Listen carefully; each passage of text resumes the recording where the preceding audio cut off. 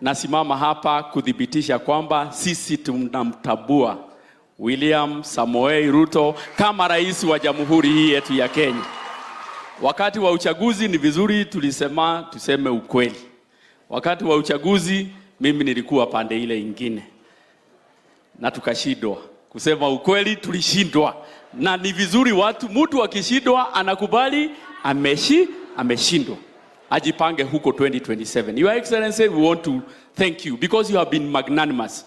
Wale ambao walikuwa na kuunga mkono ukawaeka pamoja. Wale ambao hawakuwa na kuunga mkono ukatuleta sisi wote pamoja. Huo ndio mfano ambao tunataka kuona kwa viongozi. Asante. Mimi nikiwa katibu wa chama cha Jubilee, niseme kwamba sisi tutafanya kazi na serikali.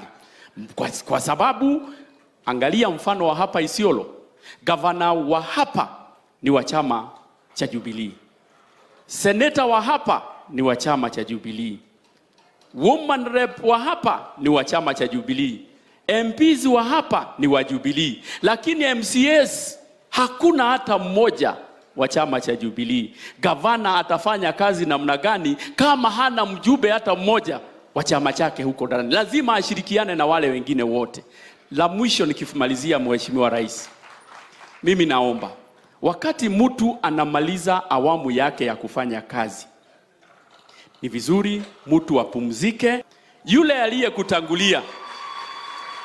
aliyekutangulia na tunaomba kwa sababu tunajua Mwenyezi Mungu, Your Excellency, atakupatia nafasi ya kuwa rais miaka ingine 10. Baada ya miaka 10 tusikuone tena ukingangania chama cha UDA kama vile tunaona yule ambaye wa Jubilee anangangania. Mimi ningeomba kwa heshima sana aliyekuwa rais wa 4 wa Jamhuri ya Kenya aachane na siasa, ashirikiane na Mheshimiwa Rais, tupeleke taifa letu mbele. Asanteni sana na Mungu awabariki. Na ni vizuri nitangaze kwa sababu kuna wengine wanasema kesho kutakuwa na mkutano wa NDC. Nataka nitangaze nikiwa katibu mkuu wa chama cha Jubilee, kesho hakuna mkutano wa NDC. Tutaitana mkutano wa NDC wakati utafaa. Kesho hakuna mkutano kule Nairobi. Asanteni sana.